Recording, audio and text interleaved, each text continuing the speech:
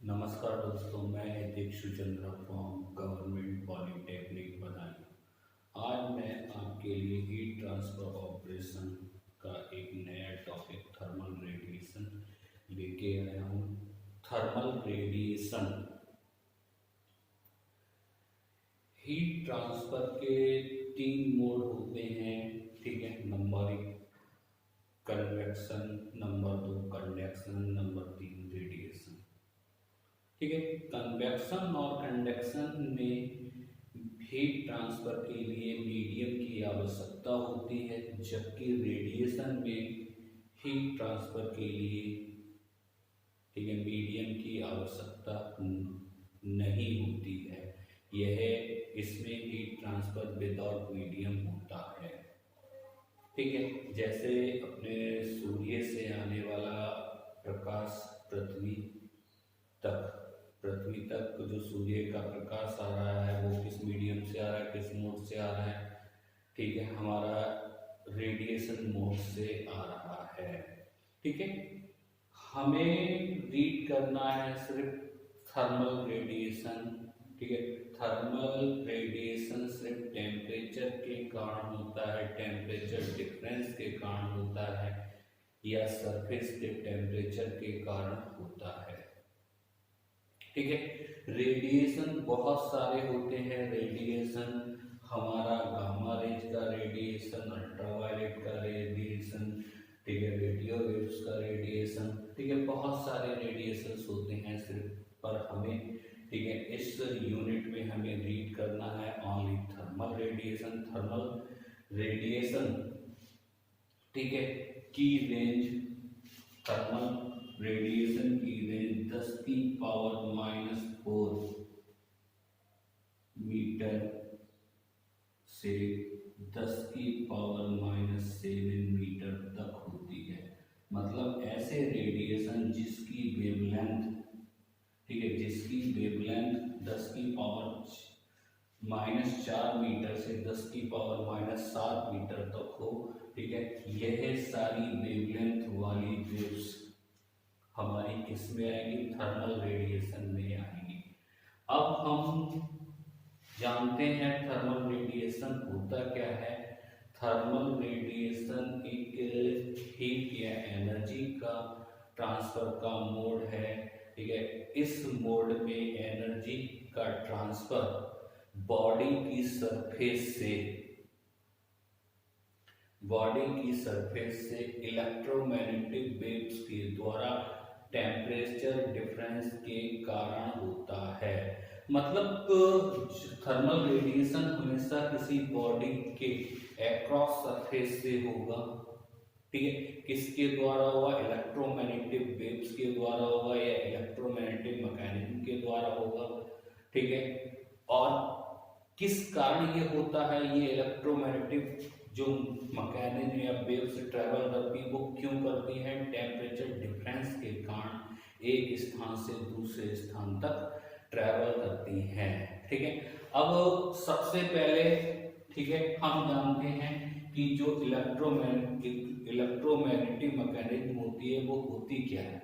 Electromagnetic mechanism का मतलब ऐसी वेव्स जो जिनकी चाल, ठीक है, लाइट की स्पीड के बराबर हो, ठीक है, वह वेव्स जिनकी चाल लाइट की स्पीड के इक्वल हो उन्हें हम इलेक्ट्रोमैग्नेटिक वेव्स कहेंगे, ठीक है।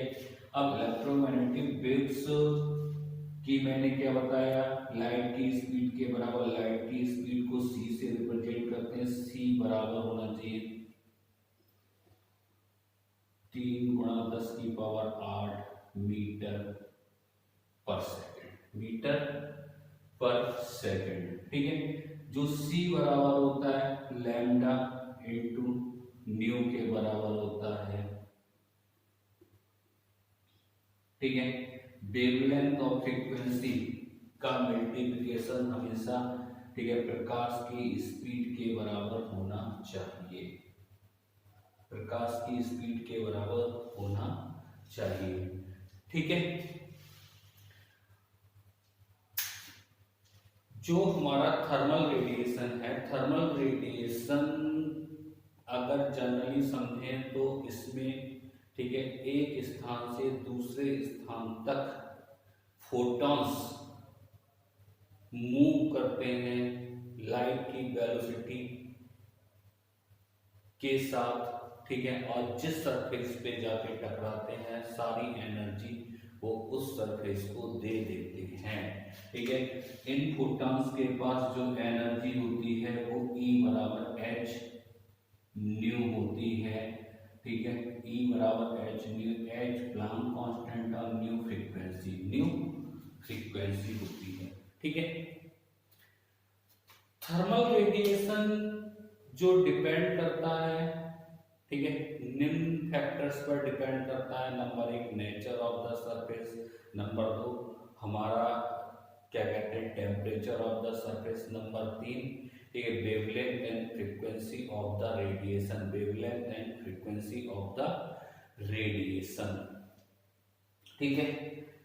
हम ये समझ गए कि रेडिएशन क्या होता है। रेडिएशन के बारे में बिल्कुल अगर मोटी भाषा में याद रखें तो रेडिएशन एक तो विदाउट मीडियम होता है, और ठीक है रेडिएशन उसे ही कहेंगे, ठीक है, जिनमें हीट का ट्रांसफर की स्पीड लाइट की स्पीड के बराबर हो, लाइट की स्पीड के बराबर हो, ठीक है।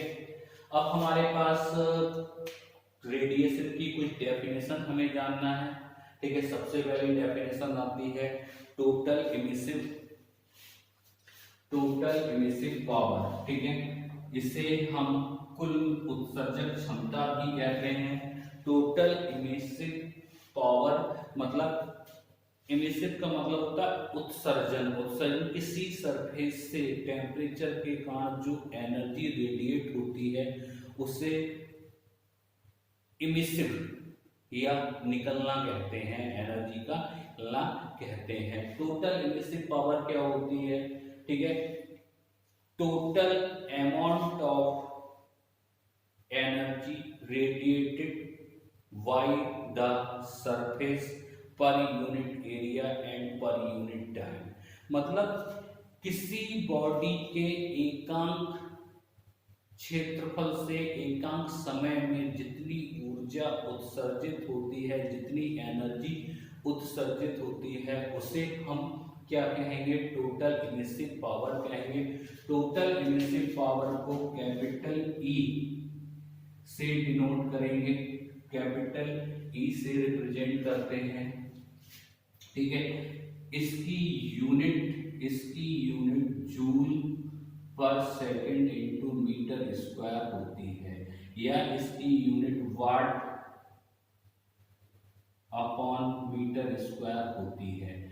इस टोटल इमिसिव पावर को हम स्टीफन बोल्ट्जमैन लॉ के द्वारा ज्ञात कर सकते हैं, ठीक है। नंबर 2 आया हमारा monochromatic emissive power. Monochromatic emissive power क्या होती है, मोनोक्रोमेटिक इमिसिव पावर को इस तरीके से डिफाइन कर सकते हैं, amount of the total energy radiated by the surface per unit area and per unit time and per unit wavelength. मतलब अगर मैं क्या करूं, जो टोटल इमिसिव पावर है उसमें मैं जो एनर्जी रेडिएट हो रही है उसकी वेवलेंथ से डिवाइड कर दूं, उसकी वेवलेंथ से डिवाइड कर दूं, ठीक है, तो हमारा, ठीक है, तो हमारा क्या बन जाएगा, मोनोक्रोमेटिक इमिसिव पावर बन जाएगी। इसकी यूनिट होती है watt per metre square into micron metre, ठीक है। मैंने क्या किया, जो उसकी वेवलेंथ है, वेवलेंथ से मैंने टोटल इमिसिव पावर को डिवाइड कर दिया, तो हमारी क्या बन गई, मोनोक्रोमेटिक इमिसिव पावर, ठीक है। अगर मुझे मोनोक्रोमेटिक इमिसिव पावर दी है तो उसे मैं 0 से लैम्डा वेवलेंथ तक इंटीग्रेट कर दूं तो ये टोटल इमिसिव पावर में कन्वर्ट हो जाएगी, टोटल इमिसिव पावर में कन्वर्ट हो जाएगी।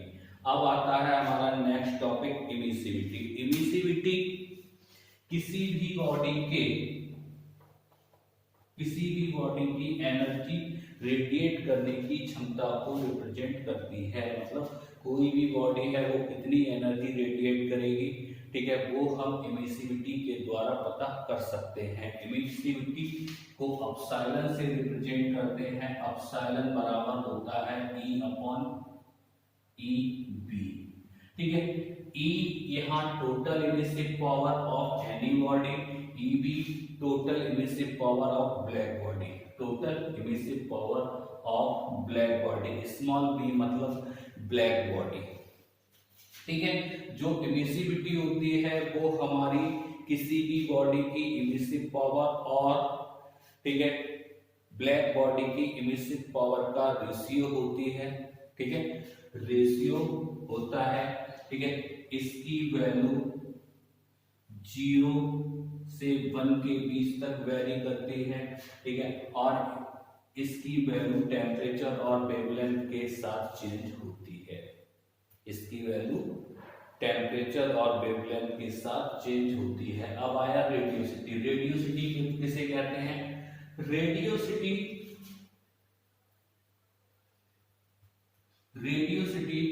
किसी सरफेस से जितनी भी एनर्जी लीव हो रही है, ठीक है, जितनी भी एनर्जी लीव हो रही है उसे हम रेडियोसिटी कहते हैं। अब लीव होने के लिए एक सतह क्या होगी? सतह एक तो कुछ एनर्जी क्या कर रही होगी? निकाल रही होगी। मान लो कि ये एनर्जी इस सतह से निकल रही है, ये हो गया उत्सर्जित टोटल इमिसिव पावर, और कुछ एनर्जी इस पर आ रही होगी, ठीक है, और रिफ्लेक्ट होके वापस जा रही होगी, ठीक है। जो हमारा रिफ्लेक्ट होके वापस हो रहा है, ठीक है, IR, इन दोनों के सम को हम रेडियोसिटी कहते हैं। इन दोनों के सम को रेडियोसिटी कहते हैं, ठीक है। रेडियोसिटी सम होता है जो हमारा रिफ्लेक्टेड रेडिएशन होता है या इररेडिएशन होता है, ठीक है, reflective, incident radiation and emitted radiation, ठीक है। किस किस का सम है? टोटल इमिसिव पावर, जितनी एनर्जी सरफेस से उत्सर्जित हो रही है और जितनी उस सरफेस के द्वारा रिफ्लेक्ट हो रही है, इन दोनों के सम को हम रेडियोसिटी कहते हैं, ठीक है। अगली टर्म्स आई इररेडिएशन। इररेडिएशन, रेडिएशन मतलब किसी भी सरफेस से जो एनर्जी उत्सर्जित होती है उसे रेडिएशन कहते हैं, और अगर उस सतह पर कोई भी एनर्जी इंसिडेंट होती है, पड़ती है, तो उसे हम इररेडिएशन कहते हैं। इररेडिएशन कहते हैं per unit time and per unit area. Per unit time और पर यूनिट एरिया पर, ठीक है, पर यूनिट टाइम और पर यूनिट एरिया के किसी सरफेस पर जितनी एनर्जी इंसिडेंट होती है उसको हम इररेडिएशन कहते हैं। रेडिएशन डेंसिटी मतलब किसी भी बॉडी के यूनिट वॉल्यूम से जितनी एनर्जी रेडिएट होती है उसे हम क्या कहते हैं? रेडिएशन डेंसिटी कहते हैं, ठीक है। ये सारी डेफिनेशन समझना जरूरी है। अगर ये डेफिनेशन क्लियर नहीं होंगी तो, ठीक है, हमें रेडिएशन के आने वाले टॉपिक अच्छी तरीके से क्लियर नहीं होंगे। इसलिए, ठीक है, इन सारी डेफिनेशंस को बहुत अच्छी तरीके से समझिए। थैंक यू दोस्तों, मिलते हैं नेक्स्ट लेक्चर में।